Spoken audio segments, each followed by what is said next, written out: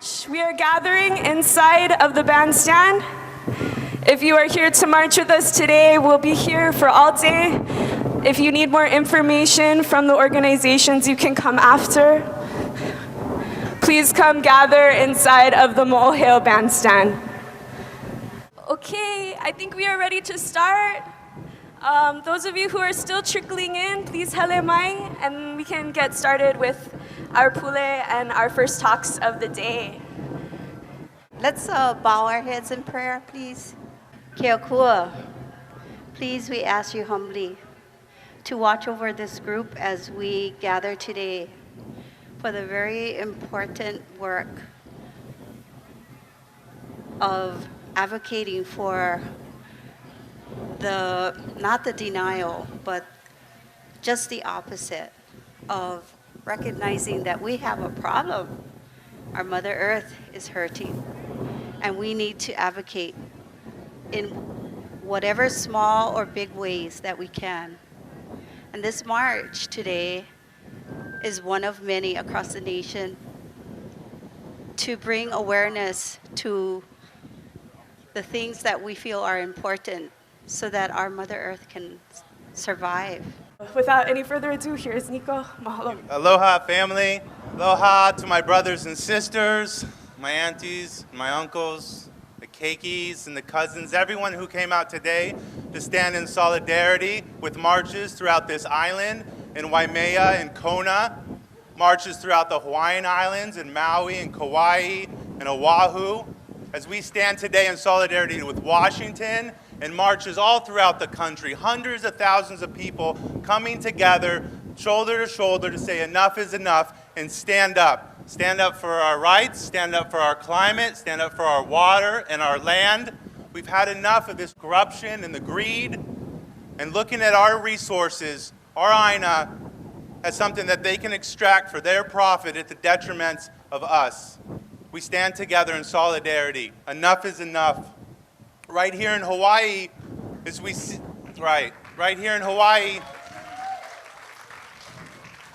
as we stand here next to the ocean, these oceans are warming, they're acidifying, and they're rising. And that has impacts on us. That impacts the global current of the water, that affects the habitation of the tuna and other sea life. The death of the reef impacts life in the water, and it impacts life on the land.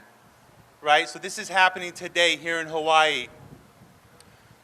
So as the climate warms, the trade winds change. The trade winds that are such an integral part of our life that are here today, they start to change. And that changes the weather pattern, and that changes the water pattern, the fresh water that falls on this island. And then the droughts get longer, right? So 1 month turns into 2 months, turns into 3 months. As this happens, yearly, we see that time growing, and that affects the food that we grow, and that affects our ability to be self-reliant. People are starting to build more and more water catchments and figure out how they're going to get water. This is a real thing that's happening today. This year, for the first time, we saw 2 giant tropical storms off the coast of our big island. That's new, right? As the temperature warms, the climate's changing, and one of the biggest impacts for our islands is storms, right? Our resiliency and community effort to be able to wade through those storms. With Engelen, as you remember, in 2014, that was huge, right? 2 weeks down in Lower Puna, we were stuck without power, without water. So the storms are going to get stronger. The ocean is going to rise and warm and acidify. The water is going to become less during the drought. These are real things that are happening right now in Hawaii. Climate change is real, and it affects us every day. But it doesn't just affect Hawaii. Of course, it affects our entire planet, right? So our brothers and sisters who live in the South Pacific, where this culture was seeded, right? They're figuring out what the heck they're going to do as the water rises. People are leaving. There's climate refugees now, today, leaving their islands. Been there for thousands of years. And they're figuring out where to go, what to do. Mass migrations of people. Our brothers and sisters in the equator, in the arid climate, right now are experiencing famine and drought and disease from climate change. This is our family. This is our global family. We might not experience the impact to the severity right now, but this is a canary in the coal mine, and we can see how this impacts our family, is going to impact us, right? And we're not separate from them. We're not separate from life on this planet. The animals in the 6th grade extinction, 50% species loss right now. Right now this is happening, right? So we got to stand together. This othering, this concept of an other, us versus them, it's not working.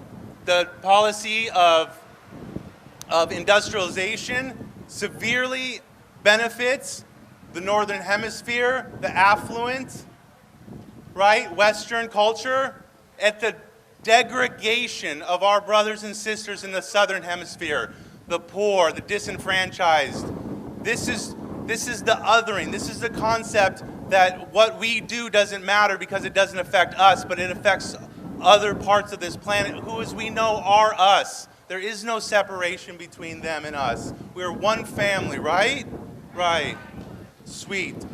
So let's get intersectional. Let's look at how these movements are connected. Let's look at how poverty and oppression and women's rights are connected to us, right?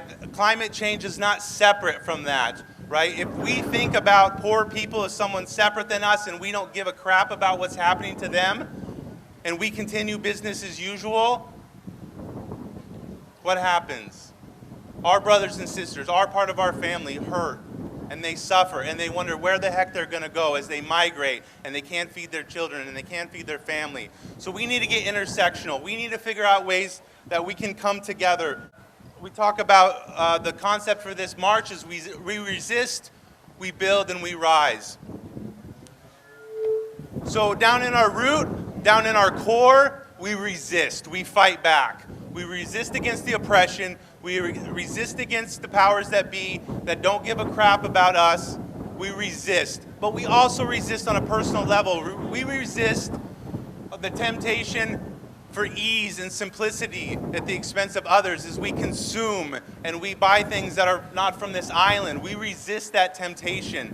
We resist and we build. We move that energy up into our heart. We build new systems that make the old systems obsolete. We build connections between us as a family. We build, and then we rise, right? We come together and we rise up. We get intersectional, we get interdependent. We move that energy up from resisting and building, and we rise up together as one united voice. One united voice against the tyranny and the oppression. One united voice against the greed and the corruption. One united voice to protect our land, protect our water, protect our air. Basic human rights. This is what we're fighting for today. So as we march together, as you pass through an intersection, think, how can I intersect other movements into my life? Your compassion, your empathy to include more people. How can we work together as one united movement? Let's OM today, O-U-M, one united movement. One united movement. One united movement. We resist, we build, we rise. Thank you. Right, thank